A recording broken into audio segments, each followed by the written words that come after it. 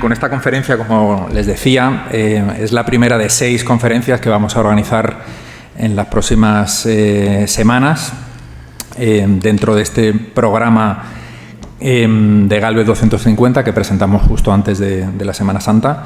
Como saben, el próximo 4 de julio se van a conmemorar 250 años de la independencia de Estados Unidos, que bueno, pues es un acontecimiento pues ha marcado la historia contemporánea y en el que nuestro país y esta ciudad pues tienen mucho que decir. Como bien saben, pues hay una figura que simboliza esa conexión entre España y Estados Unidos, que es Bernardo de Gálvez, nacido en Machara-Vialla y que tuvo un papel pues importante en el devenir de la Guerra de Independencia. Pero bueno, más allá de la figura de Gálvez, pues nuestro país ha tenido un papel y una huella que sigue hoy muy presente en Estados Unidos, y ese es el objetivo de este ciclo de actividades que hoy estamos iniciando. Como digo, esta es una iniciativa que hemos puesto en marcha desde Hispanic Council junto al Ayuntamiento de Málaga, al que agradecemos su apoyo, y también, por supuesto, pues a la Diputación y a la Junta de Andalucía por pues el apoyo institucional que están dando. Es un programa que consiste en una serie de conferencias que les voy a recordar, y además estamos trabajando en la elaboración de un informe académico que hemos encargado al historiador Tomás Chávez, de la Universidad de Nuevo México, en el que va a hablar sobre el papel de los hispanos en la independencia de Estados Unidos y próximamente pues también les informaremos de cuándo presentaremos ese informe. Pero bueno, la segunda parte de este ciclo de actividades es, como digo, es una serie de conferencias que hoy iniciamos con nuestra invitada que tanta expectación ha generado, Elvira Roca, que desde Hispanic Council siempre hemos sido muy fans de su trabajo y siempre ha tenido la gentileza de participar en diferentes actividades de nuestra organización. Nosotros somos un think tank nacido en el año 2014 aproximadamente, una iniciativa que nace de la sociedad civil con el objetivo de promover la relación entre España y Estados Unidos y en especial para divulgar pues el legado hispano en Estados Unidos. Y bueno, pues en estos 12 años de trabajo pues hemos publicado más de 30 informes, hemos organizado más de 50 eventos tanto en España como en Estados Unidos, hemos construido una comunidad de más de 100.000 personas que siguen nuestros contenidos en redes sociales, pero sobre todo lo que yo creo que hemos contribuido pues en estos años pues a sumar esfuerzos o animar también a que ahora haya mucha más gente que está trabajando con este desafío, en esta misión de divulgar pues la herencia hispana en Estados Unidos. Y como les digo, hoy es la primera conferencia. La semana que viene, el jueves 16 de abril, va a haber una conferencia también muy interesante del almirante Juan Rodríguez Garat. Va a ser el jueves 16 de abril. Esa será en el Centro Cultural La Malagueta a las 6:30. Espero también que podamos contar con su presencia. Y él va a hablar sobre una victoria olvidada, la Armada en la Guerra de Independencia de los Estados Unidos de América. Tendremos otra el jueves 7 de mayo con el pintor Augusto Ferrer Dalmau, que les animo a que no se la pierdan, y contaremos con él para hablar de pintar la historia, arte, memoria y épica del mundo hispano en América. Esa será el jueves 7 de mayo y será aquí en el Salón de los Espejos, así que vengan con tiempo porque seguramente habrá mucho interés. La siguiente será el jueves 28 de mayo con Lucas Montojo, un joven historiador también, en el que hablaremos de América, el centro del mundo, del galeón de Manila a la carrera de Indias. La siguiente será el jueves 18 de junio con María José Rubio, historiadora. Hablaremos de grandes mujeres en el legado español de la independencia de Estados Unidos. Y luego el 2 de julio, poco antes del 4 de julio, tendremos una sesión con Manuel Olmedo y con Paco Reyero, en el que sí hablaremos de la figura de Bernardo de Gálvez. Así que bueno, iremos informando a través de los medios, a través de las redes sociales, de las diferentes iniciativas, pero bueno, tienen toda la información y esperamos poder contar con ustedes. Y nada, pero hoy tenemos una conferencia, la primera conferencia muy interesante que, de hecho, Elvira nos propuso un título muy retador que nos encantó: la conquista estadounidense del territorio hispano, de Jefferson a Bad Bunny, pasando por el indio Jerónimo. Y bueno, pues como ustedes saben, pues Elvira Roca es ensayista, historiadora, doctora en literatura medieval, licenciada en filología clásica y filología hispánica, y bueno, pues ha desarrollado su carrera académica en el ámbito de la enseñanza secundaria y universitaria, impartiendo latín, griego, literatura española, historia del mundo hispano, y bueno, y como saben, pues empezó a tener una gran proyección pública gracias a Imperiofobia y Leyenda Negra, una obra de referencia que yo creo que ha ayudado mucho, pues, a acercar a muchas personas a la historia de nuestro país. Y bueno, no voy a hablar de los enormes y numerosos reconocimientos que tiene, pero yo creo que todos los que creemos y queremos a la historia de nuestro país, pues le estamos muy agradecidos al trabajo de investigación y de divulgación que Elvira viene haciendo y que esperamos que siga haciendo durante muchos años más. Así que nada, gracias de nuevo por su asistencia y les dejo con Elvira. Muchas gracias. Muchas gracias.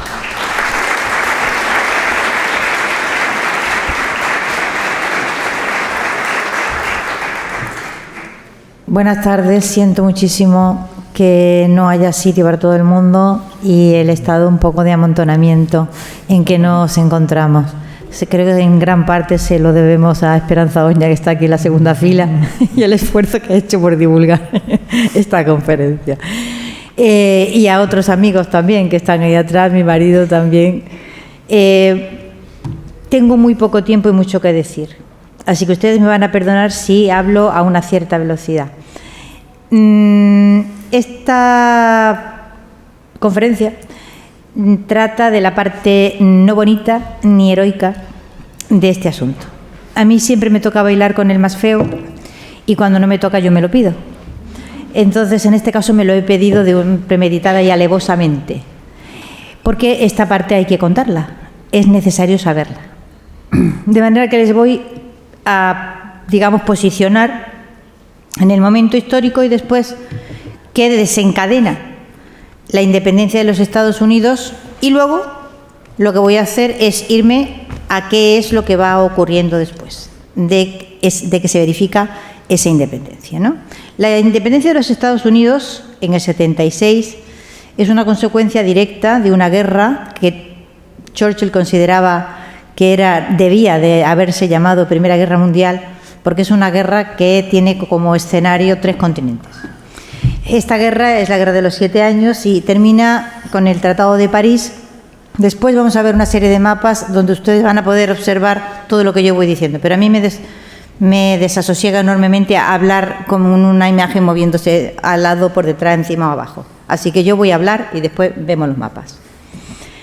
El Tratado de París de 1763, observen las fechas, en lo que a América se refiere, tiene esa guerra ramificaciones asiáticas y europeas muy complejas, pero no voy a esto ahora mismo, voy solo a lo que afecta a América. Supone la pérdida prácticamente de todos los territorios de ultramar para Francia. Y esto significa que desde ese momento estamos en el 63, no se me pierdan con las fechas, estamos en el 63. Eso significa que Francia no va a parar hasta provocar un conflicto en lo que eran los territorios de ultramar de Inglaterra, del Reino Unido de la Gran Bretaña, que todavía no se llama así, no se llamará así hasta después. Terminará efectivamente provocando ese conflicto y de ese conflicto, de esa insurrección, la tal independencia.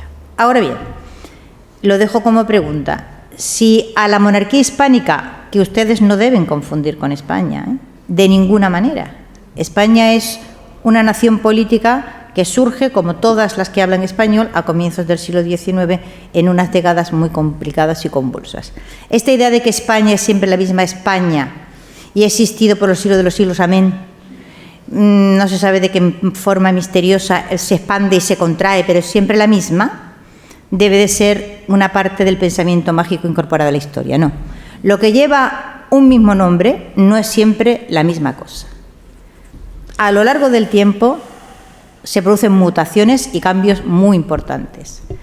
Es una idea muy querida al nacionalismo en todas sus manifestaciones, esto de una suerte de espíritu de la nación que permanece a lo largo del tiempo y está siempre igual. Entonces dice, es que España contribuyó. No, la España de ahora no contribuyó a nada. Esto fue la monarquía hispánica, que era el enorme imperio en el que habitaban gentes muy diversas en varios continentes y del que nosotros somos una parte desgajada, como lo son las demás naciones, y ahora vamos a esas partes desgajadas, que es la parte que no se quiere escuchar de esa enorme historia que en una parte está mal contada y en otra está simple y llanamente obviada, es decir, no se cuenta. Y como no se cuenta, es muy difícil que los que viven en esos países tengan unas coordenadas espaciotemporales que les permitan organizarse en cuanto al mundo en el que están y el mundo que está fuera de ellos. Por lo tanto, no teniendo brújula, ni norte ni sur, es todavía más difícil orientarse en las dificultades del presente. Así, cometiendo errores, llevamos varios siglos, podemos seguir infinitamente, ¿no? La independencia de los Estados Unidos tiene como primera consecuencia, no como primera consecuencia, pero quiero decir, de una manera evidente, un plan político que consistía, o que claramente los padres fundadores, obsérvese que los estadounidenses no tienen libertadores, que tienen padres fundadores, no es un detalle menor, pero hoy no lo voy a desarrollar. La idea clarísima de que la enorme monarquía hispánica, o sea, los tremendos virreinatos del sur, con respecto a las 13 colonias, tenían que ser fragmentados, porque nadie puede crecer y convertirse en una potencia hegemónica, o nadie puede pretender aspirar a tener un puesto principal en la primera división de la historia si tiene al lado un gigante de las proporciones que eran los territorios virreinales en América en aquel momento.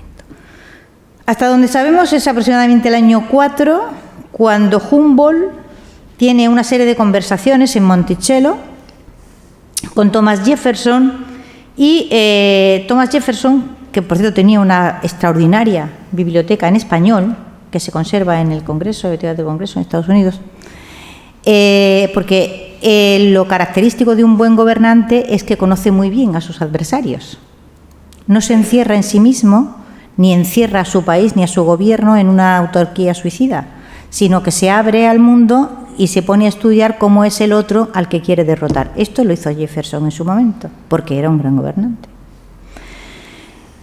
El plan de Jefferson es dividir lo que eran los territorios virreinales en tres. Digamos, él considera que con una división en tres ya es suficiente para que Estados Unidos tenga una oportunidad de crecimiento para ir hacia esa primera división de la historia, hacia donde él quiere llevar las 13 colonias recién independizadas. Vamos a ver de qué parte Thomas Jefferson. Thomas Jefferson parte de un territorio que está en torno a los 170.000 kilómetros cuadrados, es decir, menos de la mitad de España.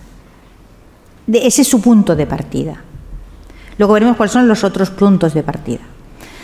Este plan de Jefferson no significa nada, ninguna maldad intrínseca por parte de Jefferson. Jefferson cumple con su obligación, que es la de todo gobernante, buscar el bienestar y el crecimiento de aquel lugar que está gobernando. Lo contrario, digámoslo suavemente, es no ser un buen gobernante, o gobernarse uno para sí mismo o para ocupar una posición privilegiada en una sociedad cuyo bienestar y cuya prosperidad él no procura. Estos planes se tienen y se pueden verificar o no. Por ejemplo, si ustedes se ponen a pensar, planes para dividir Rusia se han construido en la Europa occidental a lo largo del tiempo muchísimas veces. A mí el que más me gusta de todos, porque es que me encanta, es el de Leipzig, que es un plan que tiene lugar, digamos, durante el reinado del zar Alejo I, y en una guerra en la que está clarísimo. Observen ustedes que siempre está clarísimo para los occidentales que van a derrotar a Rusia. Esto es un clásico reiterativo, es como un corrido, vamos, es increíble la perfección con que se repite cada cierto tiempo el disparate, pero se repite. En este momento, como estaba claro que Rusia iba a ser derrotada y estaba claro que Rusia ya era muy grande para que no haya una guerra entre las potencias que van a derrotar a Rusia, a cuenta de cómo nos repartimos los cachos. Pues entonces llaman a Leibniz, que era un gran matemático, y le entregan los mapas y le dice: organice usted esto con la trigonometría y tal, para que luego no nos peleemos por 1 kilómetro cuadrado para allá o 1 kilómetro cuadrado para acá. Así que organice usted esto. Entonces acá no me voy a poner a extender la cantidad de veces que los occidentales han repartido Rusia. Y han triunfado, ¿no? Bueno, en el caso del territorio de la monarquía hispánica, sí. Esos repartos han ido sucediéndose a lo largo del tiempo y la mayor parte de lo que ustedes consideran Estados Unidos hoy son el resultado del crecimiento de esa pequeña unidad territorial que ya les he dicho que era más pequeña que media España, a expensas fundamentalmente de lo que había sido partes de la gran monarquía hispánica. Vamos a ir, yo no voy a enseñar más que las puntas del iceberg, ¿eh? Esto es mucho más largo y más profundo. Dejo sin desbravar todo el tema de las pérdidas territoriales que tienen lugar a favor de Brasil. Eso lo dejamos, porque no toca hoy. Pero digamos que hay una tónica general que va constantemente, digamos, desarrollándose sin que nadie parezca alarmarse por ello, que es la monarquía hispánica, los territorios virreinales pierden territorio, siempre pierden territorio, a favor de unos o a favor de otros. Y se produce no solamente un fenómeno continuo de pérdida territorial, sino al mismo tiempo y en paralelo un fenómeno continuo de balcanización y división política. Los dos van juntos. Yo solo voy, insisto, a lo más gordo aquí. Vamos a comenzar, evidentemente, después ya aparece la doctrina Monroe, el año 23, que es la declaración oficial de que todo el territorio que hay en América no podrá ser de ninguna de las maneras, como diría yo, ni aliado, ni tendrá presencia alguna ninguna potencia europea en América, porque automáticamente esto será considerado un casus belli por parte de los Estados Unidos de América. Es decir, en ningún momento se haga presente aquí otro poder sustantivo que tenga un ejército digno de tal nombre, porque eso será considerado por Estados Unidos como una ocasión, y de hecho, bueno, después lo vamos a ver, las numerosas veces en que se han producido estas intervenciones militares, ¿no? Tenemos casos conocidísimos, ¿no? Voy a nombrar solamente enormes territorios. El primero que hay que nombrar es la Luisiana. La Luisiana había sido, vamos luego a verla, la Luisiana se incorpora a los Estados Unidos en 1803. Es una compra, es decir, no es un territorio que se adquiere o que se incorpora a los Estados Unidos manu militari, no, es una compra, y esta compra, digamos, es el resultado de un acuerdo en el que Estados Unidos adquiere de Francia más de 2 millones de kilómetros cuadrados por 15 millones de dólares.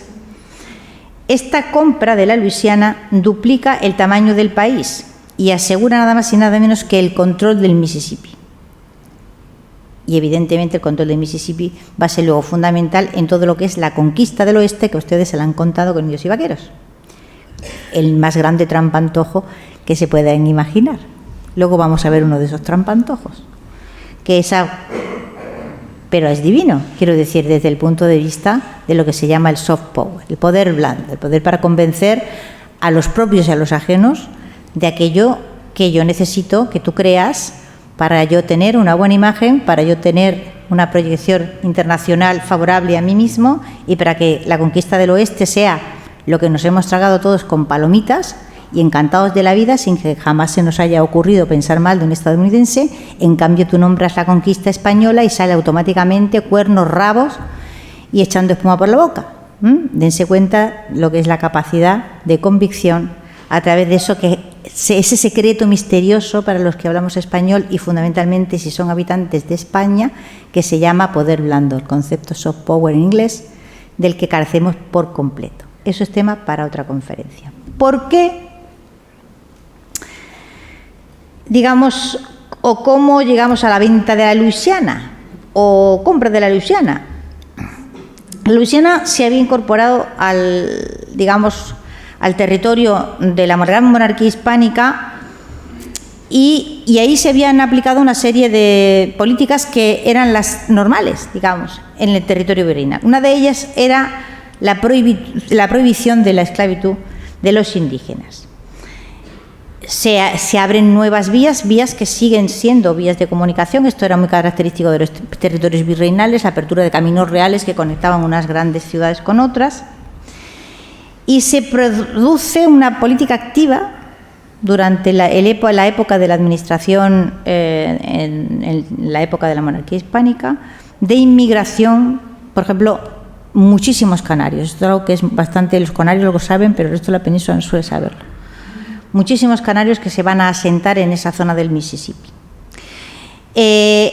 A partir de la intervención de la monarquía hispánica en la guerra contra los ingleses en los Estados Unidos, España interviene en ese conflicto, insisto, lo he dicho antes, lo voy a decir, de la mano de Francia, y porque defiende los intereses de Francia y porque tiene hace mucho tiempo una política exterior en la que los intereses de Francia priman sobre los intereses de esa monarquía, pues es un poco ridículo contarlo, pero es que hay que contarlo así. La reina María Luisa, esposa de Carlos IV, tiene una niña que también se llama María Luisa, y ella le quiere poner un reino, como el que le quiere poner un piso. Y entonces, no ocurriéndosele otra cosa más brillante, pues digamos que las relaciones de esta familia con Napoleón desde el principio son muy intensas. Vamos a montarle a la niña un reino que se va a llamar Etruria, que es parte del Ducado de Parma aumentado. Y entonces, ¿cómo pagamos esto? Claro, porque los pisos valen caros y tal.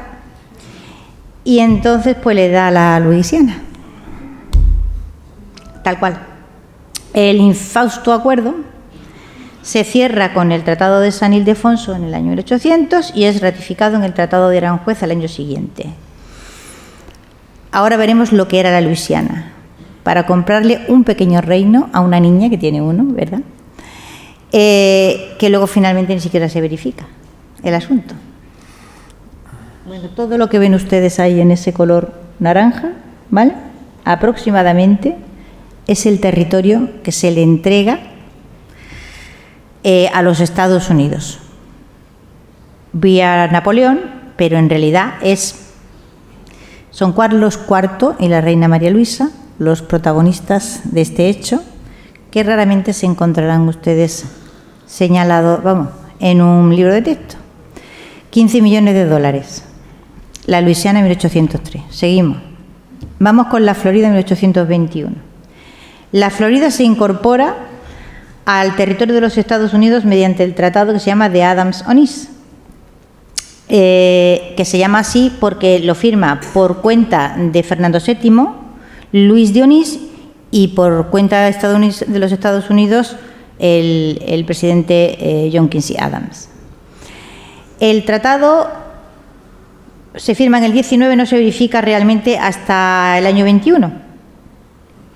Y son 5 millones, en este caso, de dólares, lo que se le dan a Fernando VII, que también tenía un problema de, digamos, monetario. Ahora después veremos los territorios de la Florida. A esto sigue, vayan sumando ustedes millones de kilómetros cuadrados, ¿de acuerdo? Millones de kilómetros cuadrados. A esto, en el año 45, sigue la anexión de Texas. Texas, aproximadamente 10 años antes, se había proclamado independiente con respecto al virreinato de la Nueva España, que va perdiendo territorio cada vez más y continuará perdiéndolo, ¿no? Esto que llamamos Texas no es solo Texas, es Texas, parte de Nuevo México, Colorado, Oklahoma, Kansas, Wyoming, etcétera, ¿no?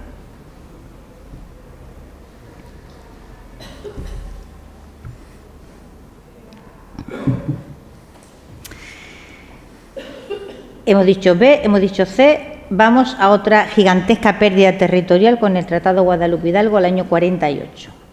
En este caso es México la que cede prácticamente el 55%, ya independiente, el 55% del territorio, incluyendo estados actuales que son California, Nevada, Utah, Nuevo México y gran parte de Arizona y Colorado, Oklahoma, Kansas y Wyoming.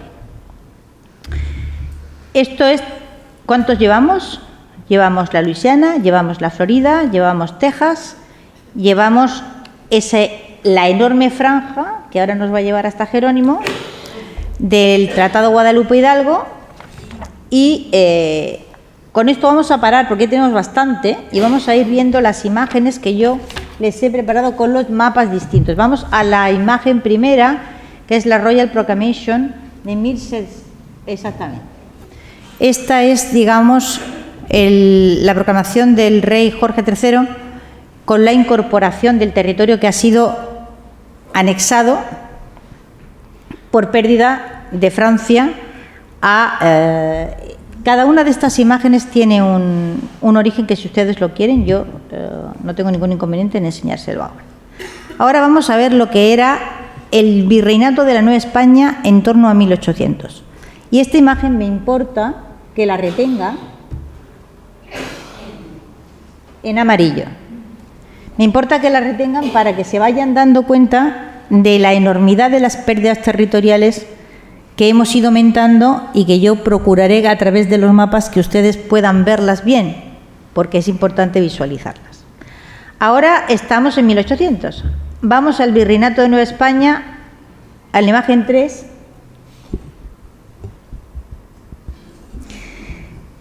¿Lo van viendo? ¿Vale? Ya se ha producido una reducción importante territorial y se van a seguir produciendo reducciones. En la parte de atrás, lo que pasa es que está en blanco y no está destacado, es ese enorme territorio de la Luisiana, ¿vale?, con el que cuando Estados Unidos lo incorpora, duplica su territorio. No es una pequeña incorporación fronteriza, es la duplicación del territorio de los Estados Unidos. Vamos a la imagen. Esta no sabíamos si la íbamos a poder o no. ¿De dónde partimos? Estos son las 13 colonias. Me voy a poner en pie, ¿eh? Estas son las 13 colonias en el momento de su independencia. Es esta parte de aquí. Piensen en el territorio tan exiguo que es en realidad, es menos de media España. Esta parte de aquí, todo lo que era el territorio de la Luisiana aproximadamente. Es decir, la incorporación de la Luisiana es la duplicación del territorio. Hemos hablado después del Tratado Guadalupe Hidalgo, año 48, en el que México pierde el 55% del territorio. Es notable que en este momento el Estado mexicano, que ya se le puede llamar así, tiene un ejército que es 4 veces mayor que el de los Estados Unidos. A partir de ahí se configura, son 2.200.000 kilómetros cuadrados, es decir, es 4 veces y pico el territorio de España, lo que pasa de ser parte del Estado mexicano a ser territorio estadounidense. Hemos dicho, ahora vamos al mapa 6, que es el del, fíjense, esto que aparece en color, digamos, clarito, amarillito, ¿vale? Es el territorio de Texas, que después de la independencia va a ser incorporado a los Estados Unidos. Este territorio México lo pierde de resultas de una política bastante torpe, que después la vamos a ver mejor explicada, y que tiene que ver con el hecho de que Texas es un territorio muy poco poblado.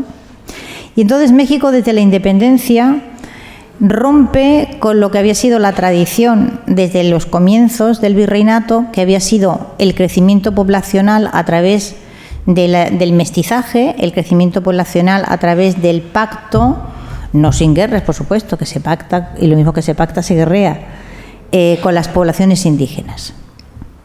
Empieza a promover una inmigración que es fundamentalmente la que, digamos, no encuentra cómodo, o en las 13 colonias no estaba bien, y después ya, una vez independizados los Estados Unidos, no encuentran prosperidad y se van acumulando en territorio tejano con el apoyo del Estado de México en un primer momento. Y finalmente terminarán por deudas, acumulándose en ese estado medio fronterizo y levantándose contra México, y finalmente terminará siendo Estados Unidos la que se anexione este territorio. Vayan sumando que con estas pérdidas territoriales a México se le ha ido el petróleo de Texas y se le ha ido el oro de California, las dos cosas al mismo tiempo. ¿Vale? Vamos al último, que es el que tenía que haber estado el primero, el número 7, que es el de antes. Toda esa franja en rojo, rojizo o color naranja es, digamos, lo que es el Valle de la Luisiana, territorio de la Luisiana, que fue primero con límites imprecisos, no exactamente así, pero parte de los territorios de ultramar franceses, perdidos por los franceses y luego ganados por los Estados Unidos en esta coyuntura que les acabo de explicar, ¿no? Y creo que solo me quedan algunos mapas más que les enseñaré al final, y se los voy a dejar a modo de gran interrogación, ¿no? En el territorio fronterizo entre México y los Estados Unidos, en esa franja, ¿vale?, que se va a mover con el Tratado Guadalupe Hidalgo hasta el Río Grande y que viene de aproximadamente 1000 y pico de kilómetros hacia el norte, está la apachería. Y he elegido la apachería y a los apaches simplemente como un ejemplo, de la misma forma que lo que he explicado antes no agota en absoluto el asunto de las pérdidas territoriales. La mención de la apachería y de Jerónimo tampoco agota en qué afecta o de qué manera afecta a las poblaciones amerindias todos estos cambios de soberanía en unos territorios y en otros.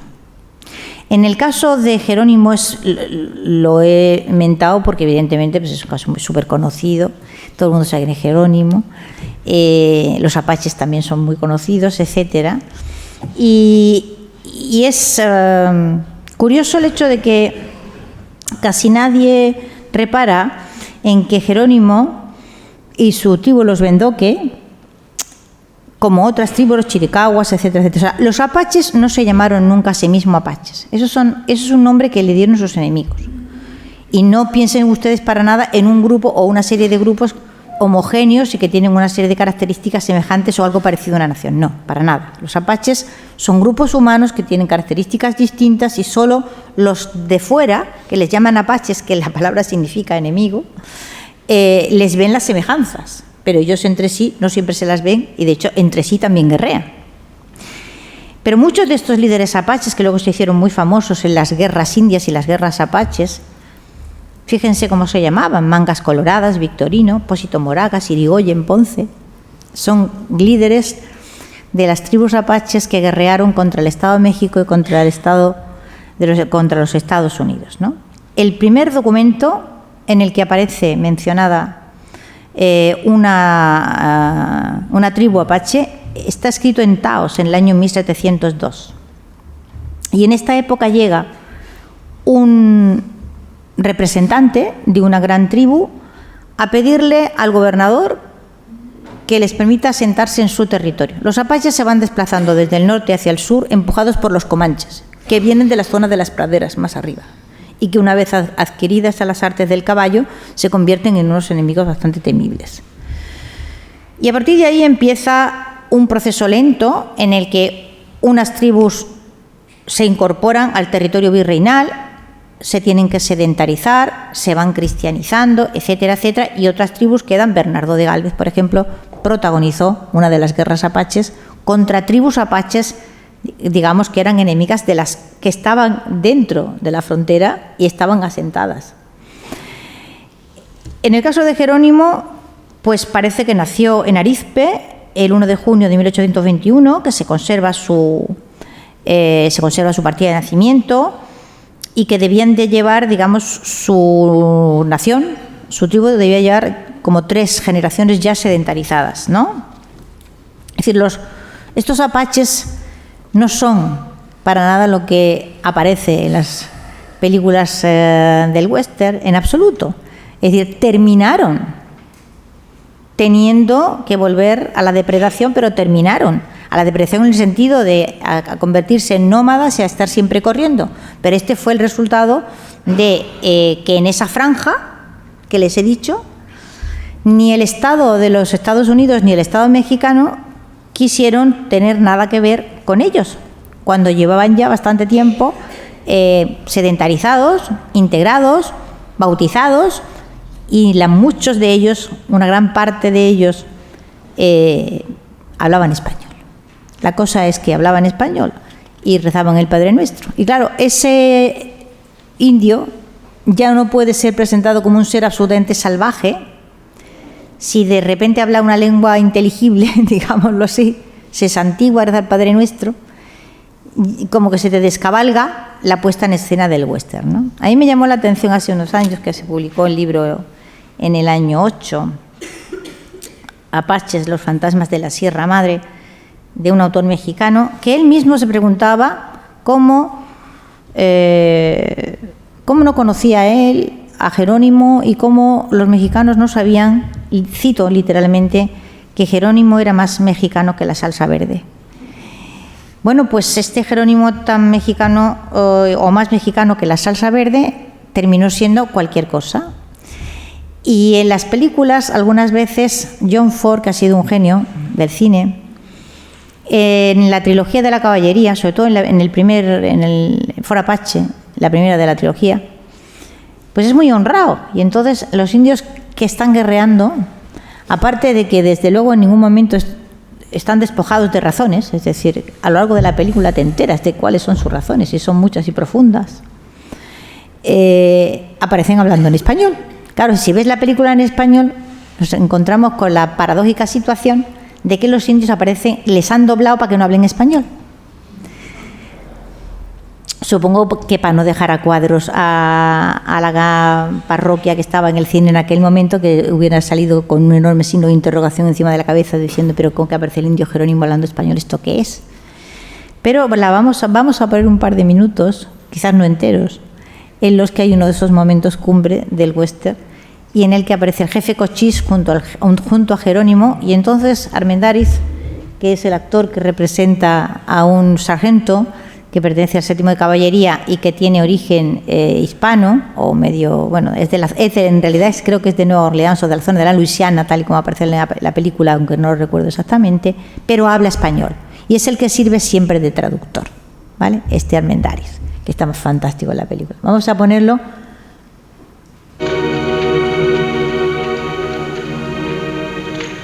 Buenas tardes. Buenas tardes. Gentlemen, I have the honor to present the great hereditary war chief of the Apache Nation, Cochise. Get on with it, Captain.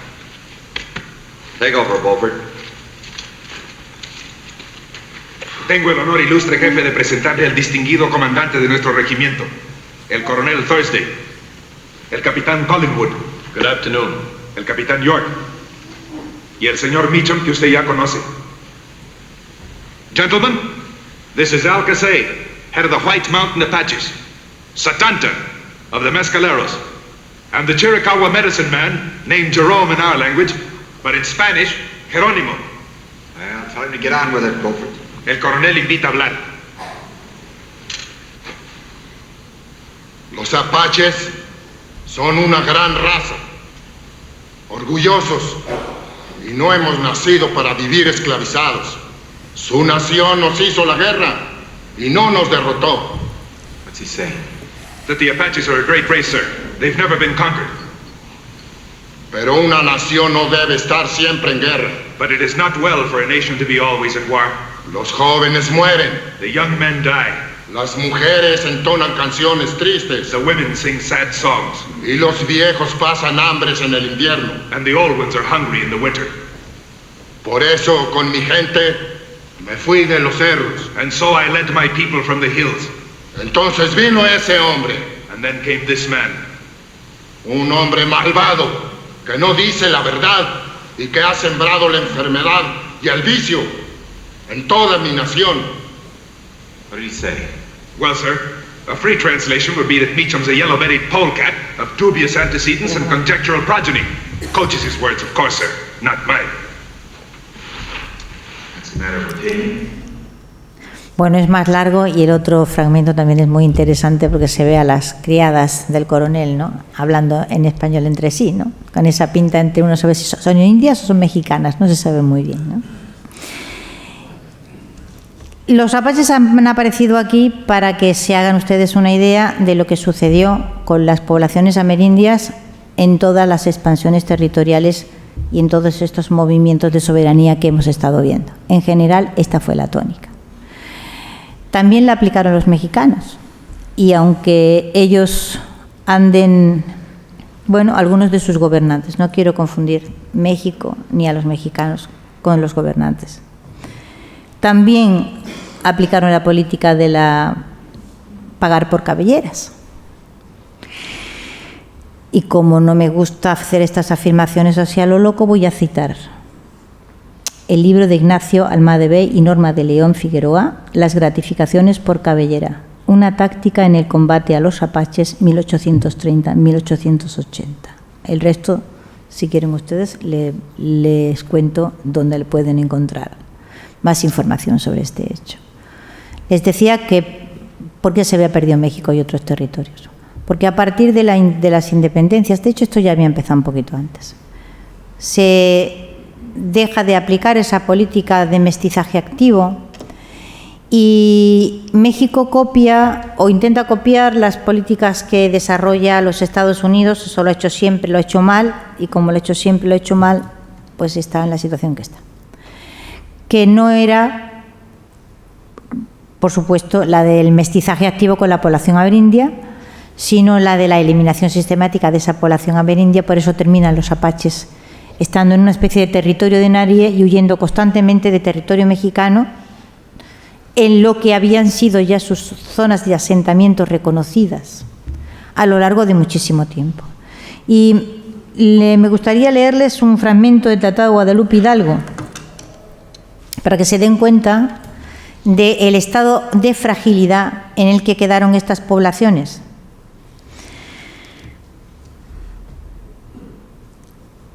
Al día siguiente de haberse firmado el tratado, el coronel John Fremont, uno de los padres del estado de California, presenta en el Senado de los Estados Unidos 10 proyectos legales cuyo objetivo era, voy a traducir del inglés, transferir grandes cantidades de territorio indio-californiano a los no indios y al nuevo gobierno de este estado. Y declara, y así está recogido en el Diario de Sesiones, la ley española, de manera clara y absoluta, aseguraba a los indios sedentarios el derecho de propiedad sobre la tierra que ocupaban. Esto está más allá de lo que este gobierno puede permitir en sus relaciones con nuestras tribus domésticas. Insisto, he mentado a los apaches y he mentado a Jerónimo, por eso somos conocidos. Trasladen esto a otras comunidades amerindias, ¿vale?, con otras características, etcétera, etcétera, etcétera. Y este fue, en líneas generales, la política nueva que se aplicó. Volvemos al hilo de las pérdidas territoriales. Hemos empezado en el año 1803, con la Luisiana, hemos ido a la Florida, el Tratado de Guadalupe Hidalgo, etcétera, etcétera. Esta política no se detiene en ningún momento. Es decir, esta corriente de pérdida territorial no va a parar. Yo voy a hacer me voy otra vez a uno de los picos del iceberg, que es Cuba, Filipinas y Puerto Rico. Que esto ya como que nos pilla más cerca, ¿no? Porque el tema de Cuba da lugar a ese 98, que también nosotros lo vivimos de una manera autárquica, es decir, el asunto del 98, porque en este avance territorial de los Estados Unidos es curioso que lo que supuso el Tratado de Guadalupe Hidalgo, con la enorme pérdida territorial, no afectó, no sé por qué no, pero es así, no se convirtió en el gran campanazo que hiciera reaccionar de alguna manera al mundo hispano. En cambio, el asunto de Cuba sí. Es decir, el 98, tal y como ustedes se lo han estudiado en los libros de texto, que si el tema de España, que si Unamuno, para nada. El 98 es un asunto, es por primera vez quizás desde que se produce la gran explosión de la monarquía hispánica, es un asunto panhispánico. Afecta a América tanto como afecta a España. Y si realmente tuviéramos que estudiarlo bien, había que estudiarlo como un gran fenómeno panhispánico en su conjunto de reacción. Ahora hay una reacción. No sé por qué el tema de Cuba estaba allí y sigue aquí a día de hoy. No es una herida que no se ha cerrado. Hay algo ahí que tanto en América como en España sigue afectando de una manera extraordinaria. ¿Que hacia dónde iba? Pues sí, evidentemente Cuba, Filipinas y Puerto Rico. Puerto Rico se incorpora en la situación que ya sabemos de colonia, es decir, y sigue siendo una colonia. Ese nombre eufemístico de Estado Libre Asociado significa que pueden ir a la guerra en el ejército de los Estados Unidos, pero no pueden votar a la presidencia. Filipinas, que fue de facto ocupada, no fue reconocida como Estado independiente hasta el año 46. El genocidio que ahí se produjo y todo lo que trajo consigo la ocupación estadounidense, vamos a dejarlo en paz. Y nos quedamos con Cuba de nuestra alma, que es el territorio que Estados Unidos no ha podido ocupar. ¿A qué precio? Los cubanos lo saben, mejor que nadie. Cuba fue el primer campanazo que hizo reaccionar al mundo panhispánico, no sé cómo llamarlo, para que estemos todos metidos ahí.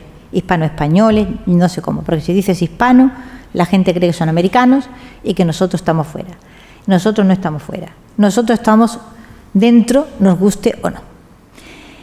La increíble cantidad de literatura, de artículos de periódico, de lo que usted quiera, que aparece en América y en España a partir del asunto cubano, no generó esa reacción ni Filipinas, insisto, ni el enorme territorio perdido en el Tratado de Guadalupe, nada, fue Cuba.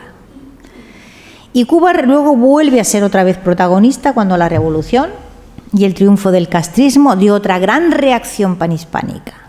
Y estaría interesante estudiar por qué ha sido una y otra vez en torno a Cuba cuando se han producido estas tremendas reacciones, ¿no? Yo, desde luego, creo que, digamos, la solución cubana es un poco un caso como el chino. Es decir, los chinos, para evitar la fragmentación territorial, la ocupación de facto de China por las potencias occidentales, recurrieron a un sistema, bueno, lo que ellos han pagado ha sido terrible. Y el caso cubano se parece un poco a esto, es decir, esa especie de numantinismo les ha mantenido independientes hasta cierto punto, pero madre mía, ¿a qué precio, no? ¿A qué precio?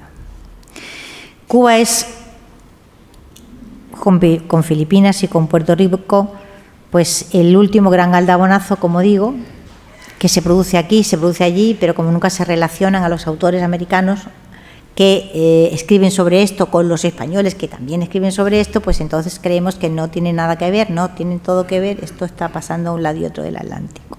España no asume nunca que es solamente una parte desgajada de la enorme monarquía hispánica, que esa monarquía no era suya.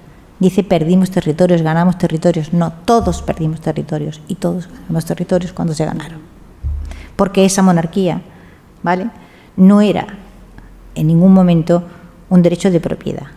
Por lo tanto, cuando se producen las independencias y se produce la balcanización afecta a América y afecta a España. Y a día de hoy sigue estando presente y funcionando.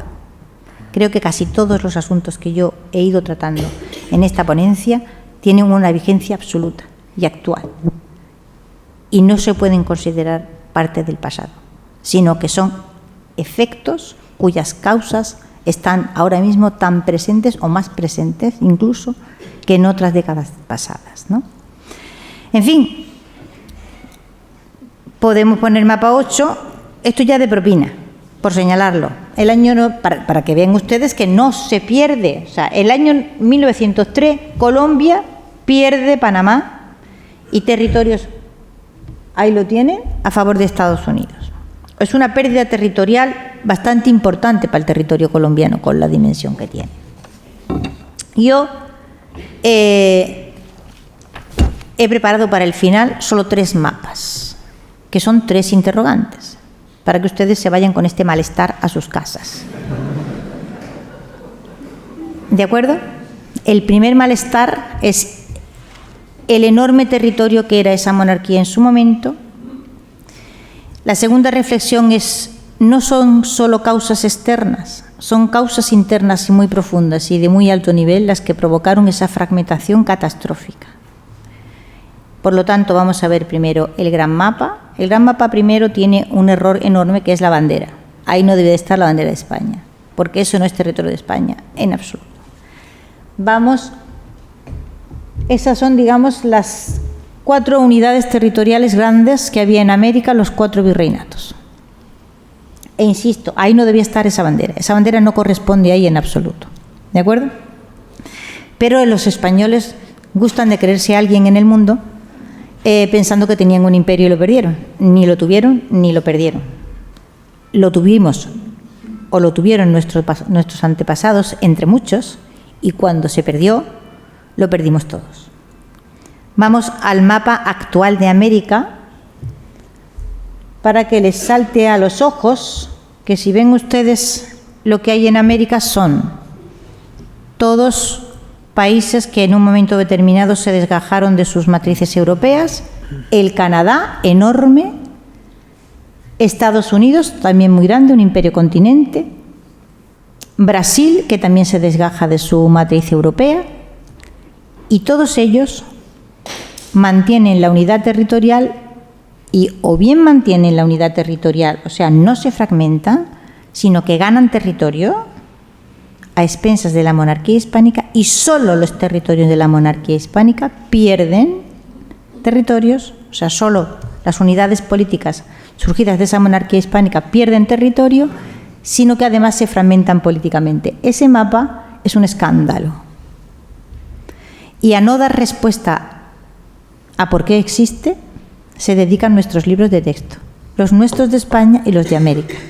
Porque para contar por qué eso está así, hay que tocar puntos muy delicados y peligrosos, que siguen siendo hoy día extraordinariamente influyentes en la vida política actual del momento presente. Y el último, me van a permitir ustedes que ponga un mapa que no está actualizado, es el de las intervenciones de los Estados Unidos. Ahí en Latinoamérica, diremos Hispanoamérica, como lo queramos llamar, ahora últimamente es LATAM. Las principales intervenciones desde 1950, entenderán ustedes que esto no está porque nos falta la de Venezuela, obviamente. Pero si tienen ustedes para atrás verán que es una detrás de otra. Es decir, ahí dice las principales, hay más. Y la política no ha sido distinta desde el comienzo, es decir, desde el proceso de la gran fragmentación hasta el momento presente. Por lo tanto, lo que me interesa que se les quede en la cabeza es que todos los factores actuantes que dieron lugar tanto a las pérdidas territoriales como al proceso de fragmentación siguen vivos en el momento presente. Y que el destino del mundo panhispánico es probablemente un segundo proceso de balcanización, o continuar con un nuevo amo una vez que el poder de Estados Unidos decaiga, que está decayendo no quiere decir que se vaya a venir abajo en 10 años. Un gran imperio es una maquinaria de una solidez y de un peso que puede aguantar de manera inercial durante décadas, sin terminar de venirse abajo. Pero hay un momento, Estados Unidos ha arrancado ya su proceso de decadencia, eso se ve claramente en todos los imperios, en el momento en que empiezan a tomar decisiones equivocadas en política exterior. Estados Unidos ya lo está haciendo de una manera muy visible, ¿no? Pero quiero decir, en lo que a nosotros nos afecta, yo estoy enamorada del discurso del dirigente canadiense, del ministro canadiense, primer ministro, en Davos. Creo que salvó el honor del Occidente el discurso de ese hombre. Si no lo han oído, óiganlo, porque es extraordinario. Y dice una frase que a mí me gustó muchísimo: la subordinación como estrategia de supervivencia. La subordinación como estrategia de supervivencia ha sido la del mundo panhispánico desde hace 2 siglos. Y probablemente va a continuar cuando cambie de amo. Cambiará de amo, pero no tendrá su propia gente en el puente de mando.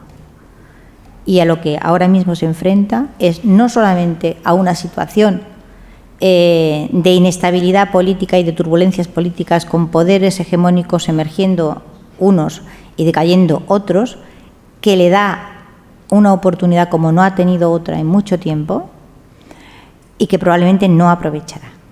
Las causas por las que esto es así, pues yo solamente me he limitado a señalar algunas cuestiones fundamentales. El hecho es que a fuerza de no estudiar el mapa anterior, cómo se origina ese mapa, por qué eso ocurre, cuánto nos afecta al momento presente, vivimos con una suerte de estructura conceptual acerca de nuestro propio mundo y del mundo que nos rodea que nos impide por completo entender qué es lo que en el terreno geopolítico se mueve, cuáles son las potencias de esta enorme comunidad con más de 500 millones de hablantes que no ha atinado a encontrar formas de colaboración ni siquiera mínimamente eficaces y por qué esto es así. Y aquí acabo, no sé si ustedes quieren hacer alguna pregunta, con mucho gusto les contesto.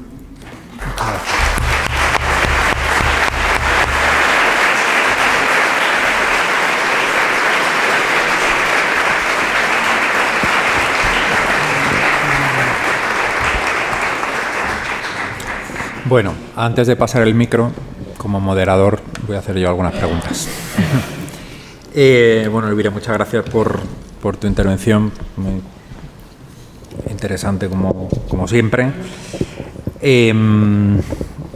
Hay un aspecto que a mí me interesa mucho y que sé que a ti también, y es los hispanos de Estados Unidos hoy día, ¿no? Hay más de 60 millones de hispanos en ese país, hay más hispanos en Estados Unidos que españoles en España. ¿Qué le dirías a los jóvenes hispanos de hoy? ¿Qué deberían saber sobre, cuando se hable del 250 aniversario de la independencia de Estados Unidos, los hispanos tuvieron algo que ver? Los hispanos dentro de los Estados Unidos han sufrido un proceso de aculturación tan brutal que el bisnieto de Jerónimo, Alfonso Borrego, con el que he tenido ocasión de hablar, se enteró ya muy mayor, o sea, pensaba que eran inmigrantes dentro de Estados Unidos. Hay muchísima población que habla español en Estados Unidos que cree que son emigrantes cuando no lo han sido y estaban allí. Pero hasta tal punto, digamos, ha sido trastornado el eje espaciotemporal y lo que le han enseñado en el colegio, que están convencidos de que ellos son emigrantes. Bueno, hay una parte grande que son emigrantes, pero hay otra parte grande que no lo son en absoluto. Conocí una profesora, era de los indios navajo, de Cádiz, en Texas, que era muy simpática, y la conocí en Cádiz porque tenía una especie de intercambio con el instituto en el que yo estaba en Cádiz. Hay 12 Cádiz en los Estados Unidos. Y entonces contaba ella siempre muchísima gracia. Dice, estoy aburrida de explicarle a mis alumnos que no soy un emigrante. Cuando me dice, ¿cuándo se vino usted a los Estados Unidos? No me he venido nunca a los Estados Unidos. Yo ya estaba aquí cuando los Estados Unidos llegaron. Pero la escuela es un molinillo de moler muy poderoso, y entonces hay una enorme cantidad, hay varios libros sobre esto, sobre este fenómeno, digamos, de aculturación que ha terminado convenciendo a enormes comunidades de estadounidenses que son inmigrantes cuando no estaban allí antes que los Estados Unidos, ¿no? Así que, por una parte, hay ese fenómeno de aculturación y, por otra parte, hay ese fenómeno de aculturación. A ver, que esto no es gratis. Quiere decir que es que los hispanos, de un tiempo... Los hispanos no han sido importantes porque una vez que les quitaron las tierras en California, por ejemplo, y en otros lugares, ¿no?, a las poblaciones indias, que eran casi todas las que habitaban el territorio, y los aculturizaron hasta estos niveles. Hay una anécdota gloriosa. Cuando García de la Concha era director de la Real Academia de la Lengua y John Juaristi era el director del Cervantes, y entonces apareció por Madrid una delegación de los indios Pueblo a buscar al director del Cervantes, porque los indios Pueblo, mismo que los apaches, estaban divididos en un montón de tribus distintas, y entonces en un momento determinado el español se transformó en la lengua franca entre todos ellos, porque hablaban dialectos, algunos de los cuales eran mutuamente ininteligibles. Entonces, para entenderse entre ellos, hablaban el español. Pero claro, ocurría que desde que habían quedado en territorio de los Estados Unidos, yo como ya no había escuela en español ni nada, pues el español se les estaba destropeando. Y entonces tenían una lengua franca de uso que era como una especie de español, pero ya muy, ¿cómo les diría yo? Sin la presencia del colegio, etcétera, el vocabulario reducido, los tiempos verbales estropeándose en el uso, etcétera, etcétera. Entonces venían a pedirle a John Juaristi y a García de la Concha que por favor que les mandaran unos institutos Cervantes a la zona de los indios Pueblo, a ver si volvían a recuperar la lengua franca y se comunicaban mejor entre ellos. Estas cosas que pasan en el... No hacía falta preguntarlo, caballero, por supuesto que no lo hicieron. Ese era de cajón, que no lo hicieron. Es decir, hay por un lado el fenómeno de aculturación, y ese fenómeno de aculturación se convierte en una política cada vez más consciente y, si me lo permites, agresiva, conforme la población hispana de Estados Unidos va creciendo en número, porque ya es muy importante. Es decir, ya hay una cantidad de hispanos tan grande que deciden quién va a ser un presidente o quién no va a serlo, quién va a ser gobernador y quién no va a serlo. La primera etapa, digamos, de la marginación absoluta, los peores trabajos, los sueldos de miseria, etcétera, etcétera, etcétera. Bueno, ya hay una generación de hispanos con un cierto nivel adquisitivo, en clase media, universidad, etcétera, etcétera, etcétera. Entonces, claro, ese grupo humano es muy grande, empieza a ser muy grande, y por algún motivo que no sabría yo explicar, o sí sabría pero no quiero, ha sido considerado siempre como el gran enemigo, ¿no? El enemigo que hay que fragmentar, y entonces no solamente se les educa para culturizarlos, sino que se les educa para avergonzarlos de su origen, para que los que hablan español dentro de los Estados Unidos, si son de países distintos, no tengan vínculos entre sí, no se consideren miembros de una misma comunidad, etcétera, etcétera. A pesar de todo esto funciona regularmente, pero la mayor parte de los hispanos en los Estados Unidos realmente o están tan equivocados que consideran que siempre son inmigrantes, algunos lo son, pero otros no, o quieren camuflarse a todo trance, es decir, que quitarse la mácula, la mancha esta de tener de origen hispano, ¿no? Así que, ¿qué habría que contarles? Bueno, lo que los Estados Unidos no les van a contar, desde luego, como política de Estado, no se lo puedo asegurar, esa frase gloriosa detrás, ¿no? The bad hombres speak Spanish. Muy bien. Quería preguntarte también, al final de tu intervención has hablado del contexto geopolítico actual, que es incierto, pero que también plantea oportunidades, ¿no? Como comentábamos antes. Tú dices que el mundo panhispánico no va a aprovechar esa oportunidad.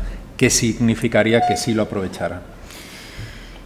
¿Qué significaría que sí lo aprovechara? Pues significaría que fuera capaz de establecer alianzas eficaces que le permitiesen tener su propia voz, al menos en el nuevo tablero mundial que se está configurando, es decir, a no necesariamente, y como hasta ahora ha ocurrido, elegir la subordinación como sistema de supervivencia. El mundo hispano va a sobrevive siempre. Ahora, ¿en qué condiciones sobrevive? Ahí ya eso es harina de otro costal, es decir, y no sería ni siquiera muy difícil, es decir, con que las 4 naciones más grandes se pusieran de acuerdo para 4 asuntos fundamentales. Mira que te voy a decir 2 tonterías, ¿eh? Una tontería es, por ejemplo, el papel que ocupa el español en los organismos internacionales. Es un papel ridículo en relación con la potencia ciclónica que la lengua tiene. Pero claro, ¿quién va a defender esto? ¿Quién va a ir a una ONU? ¿Quién va a ir a una Unión Europea a decir, ojo, que somos los más hablados, que por qué mi lengua no es la lengua de trabajo en este organismo? si después del chino mandarín estamos nosotros? ¿Cómo se explica esto? ¿Pero qué país lo va a hacer si ninguno es capaz de afrontar liderazgo de ninguna clase? Con solo 4 que se pusieran de acuerdo, los 4 grandes, esto no costaría ni siquiera trabajo. Con solo 4 que se pusieran de acuerdo para el etiquetaje de los productos, por ejemplo en América, ya se ganaría un montonazo. Ni siquiera en esas pequeñas cuestiones, ¿entiendes? O sea, la fragmentación política engendra no solamente una clase dirigente tóxica, sino que da tales posibilidades de prosperidad y de mejora a quienes son tus adversarios, que realmente casi no necesitan hacer nada, solo hay que fomentarla un poquito y ella arde sola. Muy bien. Quería preguntarte también, tu libro de Imperiofobia tuvo un impacto, antes lo comentabas, 40 y tantas ediciones, si no me equivoco ya. Pues repito la pregunta. Que sobre la leyenda negra, el libro de Imperiofobia de Elvira ha tenido más de 40 ediciones ya, lo que significa que, pues que ha sido y sigue siendo un gran éxito. Pero quería preguntarte, tú llevas muchos años trabajando, investigando sobre este tema, ¿qué has percibido en la sociedad española? Porque nosotros los españoles durante mucho tiempo hemos sido los primeros que nos hemos creído esta leyenda negra. ¿Tenemos motivos para ser optimistas? No tenemos ninguno. Vaya.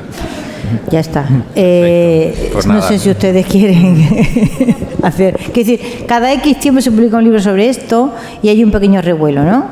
Y al cabo de X, pues se olvida. O sea, esto ha ocurrido al menos 3 veces que yo sepa. La última, digamos, con ocasión de la Revolución Cubana, pero nada, esto no va a ninguna parte porque nosotros tenemos muy bien instaladas unas clases dirigentes que son absolutamente balcanizantes y responsables de esta situación, como comprenderán. No tienen ningún interés en que esto cambie para nada. ¿Por qué? Lo único que puede ocurrir... A ver, las clases sociales, o sea, las clases dirigentes que provocan, causan, promueven las balcanizaciones son unas clases dirigentes que necesariamente son, voy a decirlo suavemente, torpes, por decirlo de una manera, digamos, muy elegante. ¿Y por qué? Pues muy simple, porque si usted tiene este ámbito de competencia, ¿vale?, es muy fácil competir en una liga así de pequeña, ¿vale? Si usted se tiene que mover en un territorio mucho mayor y tiene que competir en un marco así de grande, entonces usted tiene muchos más competidores y la competencia es muchísimo más dura. Así que tendrá usted, ¿vale?, que como mínimo afinar sus conocimientos, desarrollar políticas más inteligentes, etcétera, etcétera. Cuanto más pequeño es el territorio que tienes que controlar, mejor se controla, más fácil es crear redes clientelares que te van a mantener en el poder eternamente, etcétera, etcétera, etcétera. Y una vez que uno tiene ese sistema instalado, ahora desinstálalo.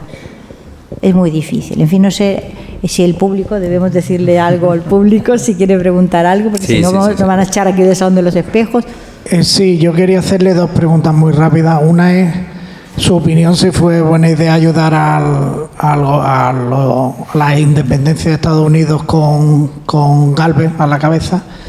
Y la segunda, o nos hubiera ido mejor con los ingleses a pesar de que estábamos a tortazos todo el tiempo. Y la segunda era la relación especial que parece ser que hubo entre Franco y Castro, por el cual un día me enteré de que a la muerte establecieron un poco como unos días de luto, porque parece ser que se saltaba el bloqueo americano, igual que hicieron los argentinos con nosotros anteriormente. Muchas gracias. Gracias. Gracias, no lo he visto, no sé usted quién es. O sea, si fue buena idea. Bueno, Carlos III realmente no desarrolló una política exterior propia. Y entonces, insisto, los tratados de familia que se fueron firmando uno tras otro vinculaban la política exterior de la gran monarquía a los intereses franceses. Carlos III, que ha pasado a la historia como el mejor monarca de su dinastía, también ha pasado a la historia. El pueblo es muy sabio.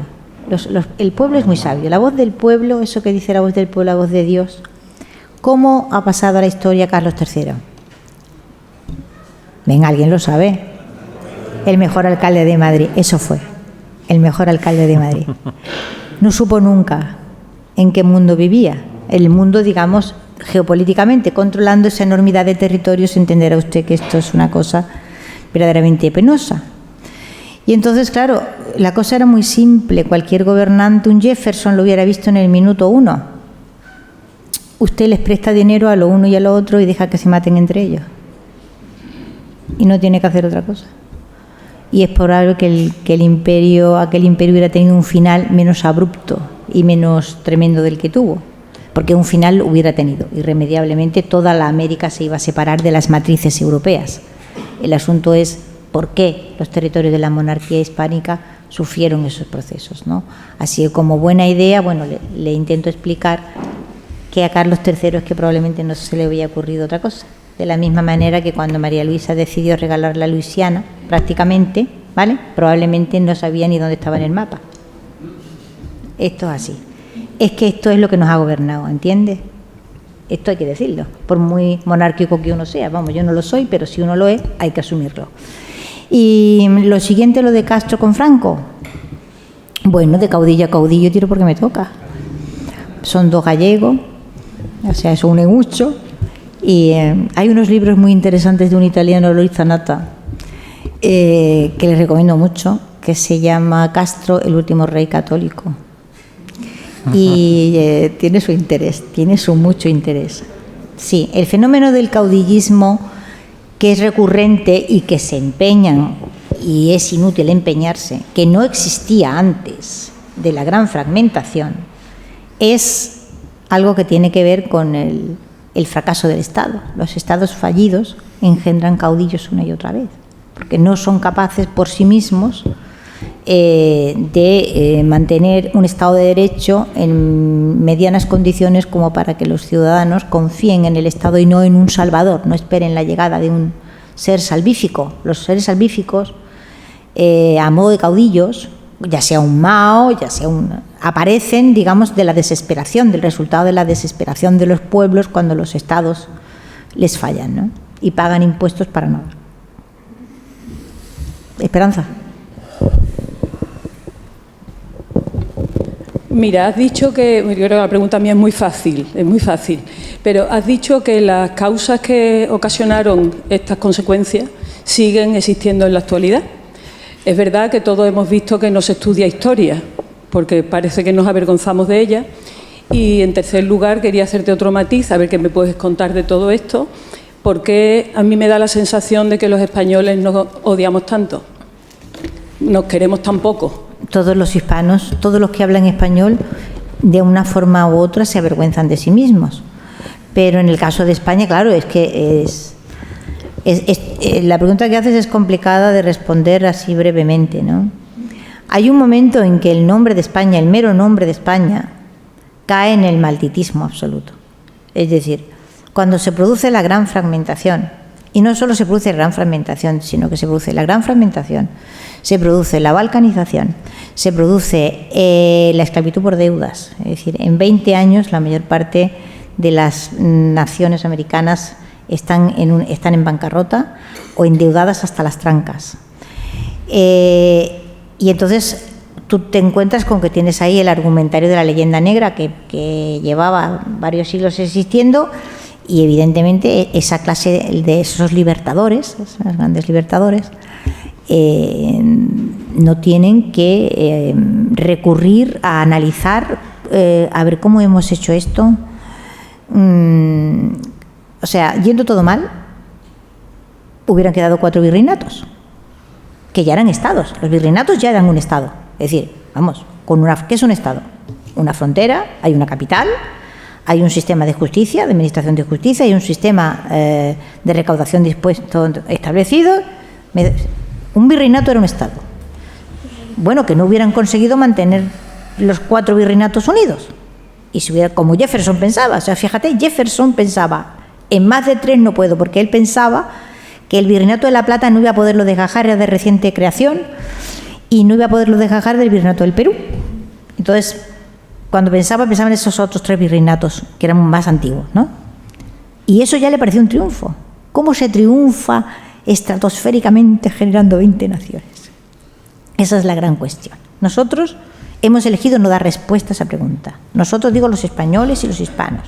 A que eso no aparezca en los libros de texto, a que jamás se le explique a ninguno de los habitantes de estos paisitos en los que vivimos las razones por las cuales esto se produjo. Entonces, le cargas, te sacas de la chistera el argumentario de la leyenda negra, ¿vale?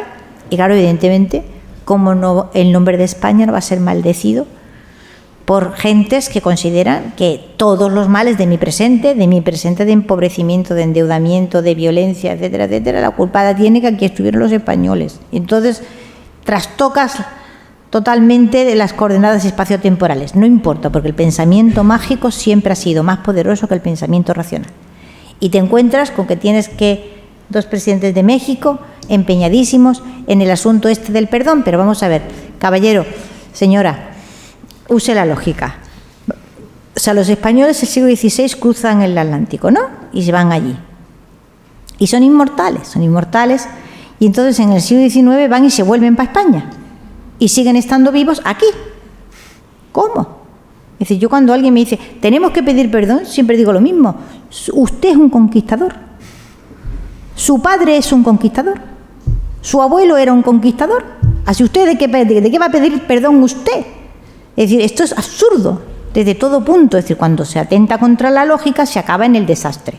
Y entonces nosotros vivimos en una especie de atentado constante contra la lógica y hasta nuestro propio rey participa en el aquelarre. Yo no lo comprendo, pero esto es así. En vez de simple y llanamente colocar las coordenadas espaciotemporales en su sitio. No, mire usted, señora. Usted se está refiriendo a sus antepasados de usted. ¿Vale? Y si usted tiene un problema con sus antepasados, o hay mexicanos que tienen un problema con sus antepasados y con sus ancestros, pues se lo hacen mirar por un antropólogo, un psicólogo o yo no sé quién, pero usted sabrá cómo resuelve esto en su país, porque son sus españoles de ustedes, nosotros no. Entonces, ahí nos perdemos usando esa primera persona del plural que es letal. Tenemos, perdimos, ganamos. ¿Pero qué tenemos? Ni perdimos ni ganamos. Si hace 200 años que se fragmentó ese imperio. Aquí ya hay que enterarse ya de una vez, ¿no? Que hace 200 años. Porque no queriéndose enterar de que hace 200 años pasaron ciertas cosas, seguimos sin querernos enterar de que siguen pasando en el momento presente. Ergo seguirán ocurriendo, evidentemente. Muy bien. ¿Qué tal? Muy buena conferencia. ¿Es correcto decir latinoamericano? Yo estoy tengo unas cuantas ideas. A ver, la palabra, eran reinos de Indias. ¿Cuántos nombres ha tenido América? Esta es otra. Los reinos de Indias, territorios virreinales. Después aparece la palabra hispanidad, que la rescata Unamuno. La palabra hispanidad aparece en el Siglo de Oro, no tiene un valor político, ¿vale? Tiene un valor lingüístico. O sea, de la misma manera que existía la latinidad, que era aquellos territorios en los cuales se hablaba el latín, o los mundos en los cuales, países, en fin, pues estaba la hispanidad, donde se hablaba español, y no tenía otro valor. Esa hispanidad incluía a los españoles de España. Y esa palabra se usa durante una serie de años y empieza a caer en el malditismo, en gran parte debido a la política exterior francesa. Pero la política exterior francesa, porque este es un término que, aun cuando puede que no tuviera un origen francés, sí fue puesto en marcha y echado a circular internacionalmente como consecuencia, bueno, el ministro Chevalier en tiempos de Napoleón III y aquella empresa descabellada que fue intentar poner un emperador francés, bajo el amparo francés, Maximiliano era un Habsburgo, en México, ¿no? Entonces, claro, lo latino ya es la difuminación de las fronteras. El primer problema, en mi opinión, que esa palabra tiene, es que difumina las fronteras. Es decir, usted no puede ponerles frontera al término Latinoamérica. Inténtelo y no puede. Puede ponerle fronteras a Hispanoamérica, pero no puede ponerse a la palabra Latinoamérica. Oye, difuminar las fronteras a otro ya es algo, ¿eh? pero ya vais bastante, ¿no? Últimamente anda utilizándose, yo el otro día me puse a jugar con las LATAM. Y si se ponen ustedes a jugar con la palabra LATAM, verán que le aparecen un montón de posibilidades, como Matal y otras. A mí me salió una, pero es que ahora no me sale, tendría que echarle un ratillo, que sonaba como a la Guerra de las Galaxias. Y es posible que sea útil de aquí a unos cuantos años. Quiero decir, ¿de qué es síntoma este problema con los nombres? ¿Vale? De ese enorme malestar, ¿vale? De esa falta de autoestima, de esa falta, ¿cómo diría yo?, de valoración de lo propio, de esas habitaciones cerradas durante generaciones en las que nunca entra nadie y que impiden por completo al mundo hispano hacerse con un mapa conceptual de cuál es su situación y por qué, cómo ha llegado hasta aquí y qué puede hacer en el futuro. Eso no se puede hacer. Si tú no abres las habitaciones que están cerradas ahí y que siguen cerradas porque, para empezar, desde los libros de texto se enfoca por completo la historia para que no se mire nunca hacia ese mapa escandaloso que hemos visto ahí antes, entonces, evidentemente, el lenguaje, la lengua es muy traicionera. La lengua, ¿sabes?, sale por la boca. Al final, el lenguaje termina siempre explotando y mostrando los malestares que existen. El problema para nombrar esta comunidad es justamente la demostración de que esta comunidad tiene tremendos malestares en su interior que no ha sabido resolver en absoluto. Coja el micro, por favor. Del francés, ¿no es una mala traducción? Pero ¿cómo va a ser una mala traducción? Los franceses crearon ese término. Los franceses no crearon ese término. Digamos, lo utilizaron porque en un momento determinado todo lo que no era la América anglo tenía que ser Latinoamérica para que Francia tuviera ahí un acomodo en el gran asunto americano. Pero claro, lo que Francia había dejado en América era Haití y 4 cosillas más. Entonces, el derecho a una intervención a gran escala en América solo podía tenerlo con esa amplitud de concepto que era Latinoamérica. Todos somos latinos, ¿vale? Que no son hispanos, no, que son latinos. Pero claro, y ahí te entran ya 3 o 4 dudas. ¿Qué hacemos con lo del Quebec? ¿Qué hacemos? Pues te digo que es imposible colocarle fronteras al término Latinoamérica. ¿Qué haces con el Quebec? ¿Y qué haces? Tienes una serie de problemas territoriales, entonces esto ya es una gran ventaja, porque tú desconciertas muchísimo al adversario si le difuminas las fronteras. Y atonta bastante, ¿eh? Bueno, y luego finalmente ningún país, lo mismo que ha ocurrido con el español en las instituciones internacionales, ningún país asume como propio el decir, no, pero ¿cómo Latinoamérica y el Caribe? ¿Ustedes se han puesto a pensar lo que significa Latinoamérica y el Caribe? Que el Caribe no está en Latinoamérica, ¿no? O sea, Latinoamérica y el Caribe es como decir España y La Mancha, por ejemplo, ¿no? Y Italia y la Puglia. Bueno, cuando se han aceptado disparates de esa envergadura, eso no significa nada más que las tragaderas son gigantescas. Entonces, es la pregunta de por qué las tragaderas son gigantescas. Es a donde no hay nunca que llegar, ¿no? Muy bien, son las 7:30, me temo que tenemos que terminar aquí. Muchas gracias, Elvira, por tu Gracias a ustedes intervención. por su paciencia. Gracias.